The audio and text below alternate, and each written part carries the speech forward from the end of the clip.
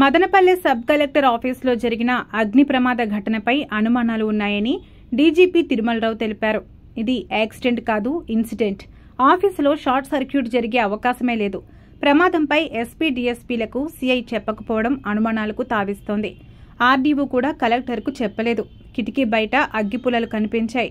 కీలక రికార్డులున్న విభాగంలో ప్రమాదం జరిగింది. మరింత లోతుగా విచారిస్తున్నామని తెలిపారు.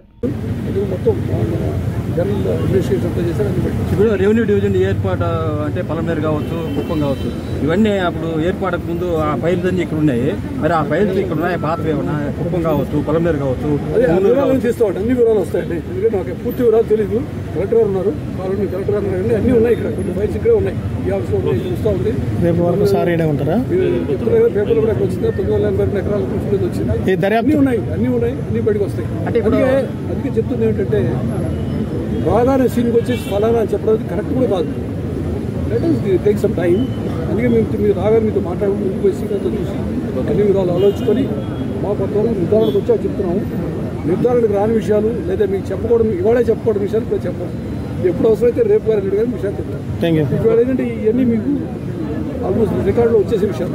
మీకు ఇవాళ రేపు తెలుస్తాయి చెప్పాను తప్పించి కొన్ని విషయాలు ఇవాళ చెప్పలేము, చెప్పకూడదు. Okay okay. పుంగనూరులో 900 సార్ రేపు కూడా మీకు ఇక్కడ మీరు దర్యాప్తు కొనసాగిస్తున్నారా? మామరావు వెళ్తారు రేపు పరిస్థితి సార్ ఉంటారు సార్ రేపు? అంటే మేము కూడా ఫాలోఅప్ చేసుకుంటాం. అదే మీరు ఉంటే మేము ఉండాలి కదా, అందువల్ల మేము తిరుపతి నుంచి వచ్చాం. కలెక్టర్ గారు